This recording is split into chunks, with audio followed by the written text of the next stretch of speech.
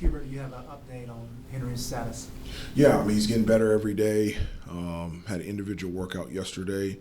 He's planning on participating in practice today, limited basis, but he is still questionable. So we just got to see how practice goes.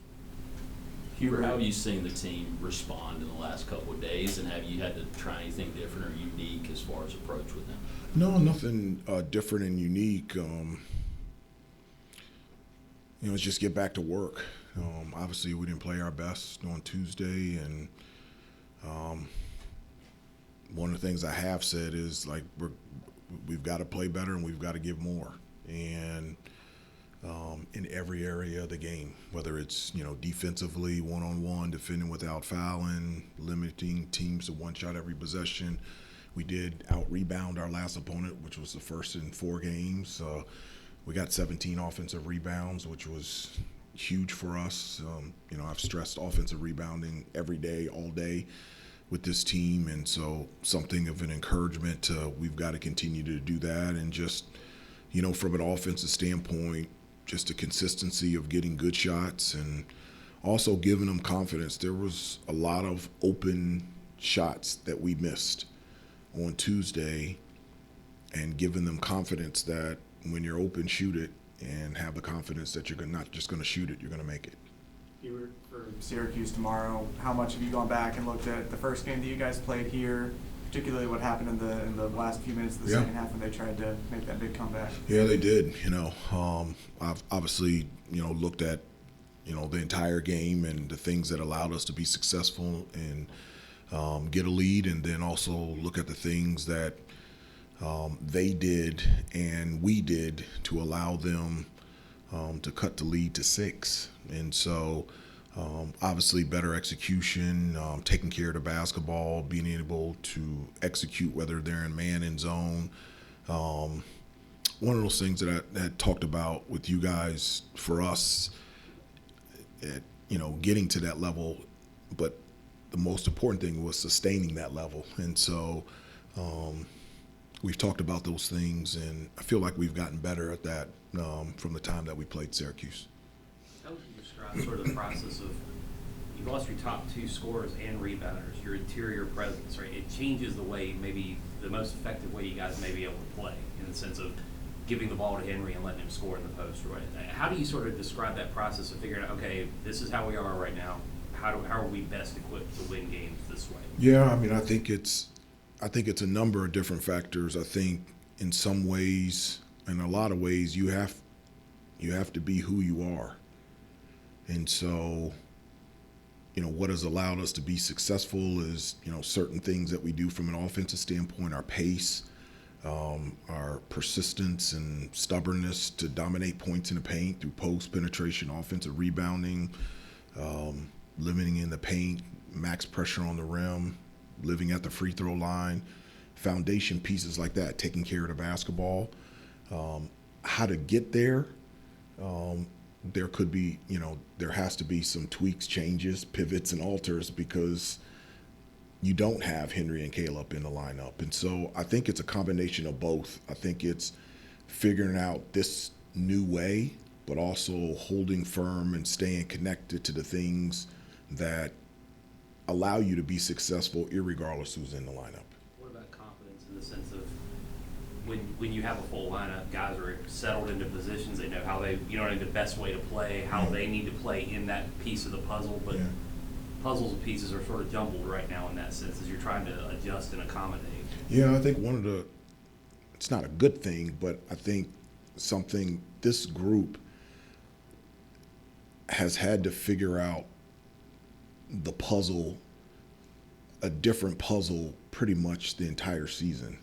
I mean, at the beginning of the year, Luka wasn't eligible. Then he comes back. We got to figure out that puzzle. Then 2 games into the season, Seth breaks his forearm. Then we got to figure out that puzzle. Then when he comes back, then we got to figure out that puzzle before, it was Ohio State game right before Christmas. And then now this puzzle. And so we've had to figure it out throughout the season in many different ways, and we'll figure this one out. And is it a good thing, Hubert, because down the road, maybe Caleb gets in foul trouble and Henry gets in foul trouble, and now you figured out how to play without those two going ahead of the road? Yeah, I do. I mean, I don't want it to be that way, but you know, as I told the guys before, like you're really not in control of very much. You're just not. But what you are in control over is the circumstances ahead of you. How do you react and how do you respond? I think they've gotten a crash course this year on how to react and how to respond on many different situations. Coach, kind of building off that, Zayen has been a guy that has stepped up, I think, big time in the last couple of games. Yes. Is that just a prime example of someone taking advantage of the opportunity they've been given? Is that kind of how you look at it? And how impressed have you been with his play? I do. I've been so impressed with Zayen. What he's doing it's hard. You know, when he started against Pitt a week earlier, he was, DMP coach's decision against Duke. And then a week later, he's starting playing 32 minutes. And, the last couple games, he's, his production in terms of scoring, rebounding, defense has been real. One of the things I've communicated with the guys all throughout the year is it doesn't matter what situation you're in, it's hard and it's difficult, and that's a good thing. So to be Caleb and Henry, that's hard. To be Seth, that's hard. To be Zayen, that's hard. To be Derek, that's difficult and hard. And embrace the hard. And what a great example of, your number called and not only being ready, but for him to be able to perform the way he's playing is really to compliment him, who he is and who he is as a player. Have you been surprised how quickly he kind of just hit the ground running? I mean, you talked about DMP against Duke, and then the next game he's having a big one. Is that surprise you at all? Is that just you've seen that in practice? No, because he has that just type of attitude. He's a competitor.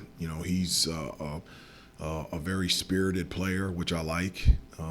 His emotions are come out when he plays and when he competes, and I know he's been waiting for this opportunity for a while. Not because of an injury, but waiting for an opportunity for extended playing time, and he's taking advantage of it.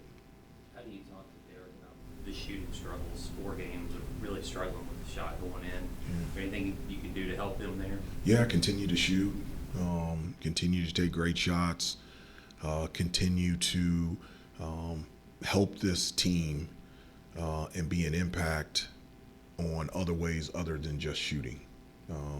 I told you before when I struggled shooting the basketball, I didn't focus on that. Now, I will say something to a player if there's something technical, whether it's, you're not following through your base, your elbow's not in, you're not taking good shots. But if the mechanics are good, and as good a shooter as Derek is, it's going to turn where everything goes in, and the percentages will even out. But he's not just a shooter. I mean, last week I think it was in the Pitt game. He had 7 rebounds, 7 assists, and so those are winning plays for us. So it's not just making shots; it's also other areas out there on the floor. And Derek has a talent to be able to do that.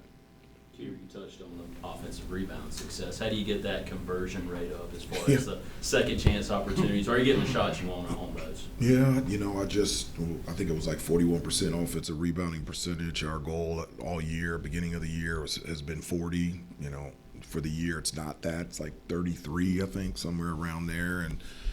And we didn't convert on them, but we did get, opportunities. And for a team that doesn't have Caleb or Henry out there in the lineup, the more times that we can get more cracks to score, that's huge for us.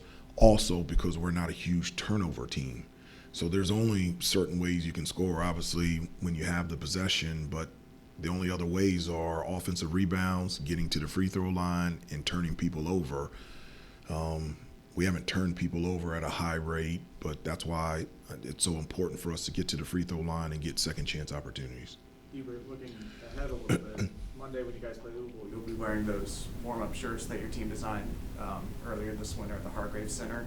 Just how cool of an opportunity was that for the program to work with the kids in that way and to be able to display their artwork? No, I mean, the Hargrave Community Center is something that's very dear to me and my wife.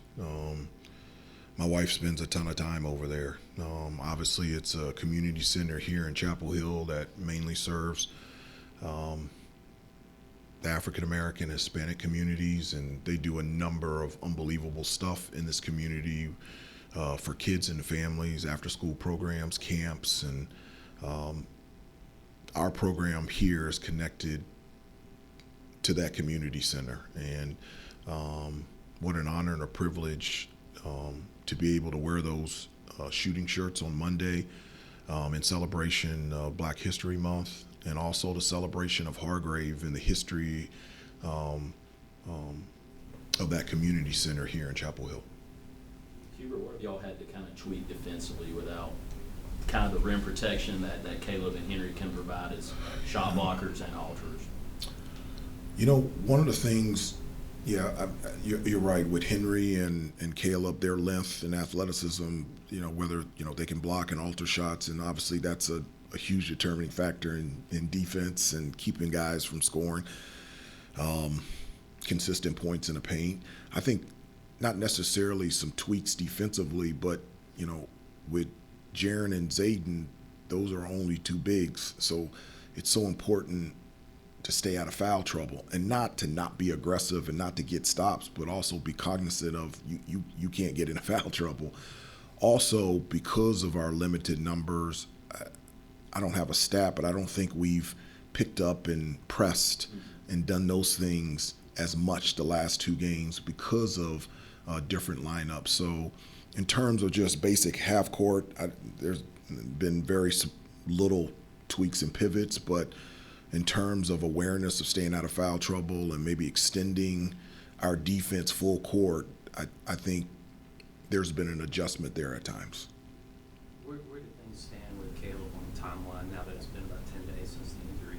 Any update? No, have an update for you next week. That's when they're gonna do some more images next week. It was already scheduled.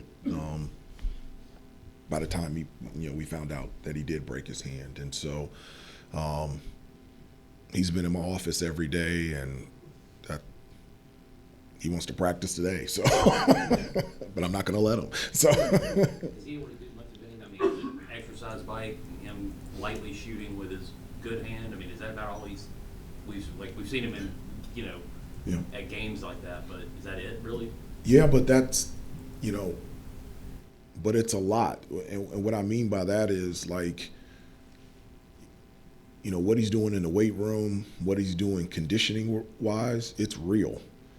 And his ball handling, he can shoot it, he just can't catch it. And so, he does all the regular shooting drills that he does, you have to bounce pass it to him. So other than regularly passing the ball to him, he's doing everything. Obviously not playing 5-on-5 or anything like that, no contact, but in terms of no contact, he's doing everything. And, when he comes back, he'll be in shape, he'll be ready to go. One other personnel update. James Brown had surgery yesterday on his right foot, and so he's done for the season. Right foot surgery yesterday, Wednesday. Yep.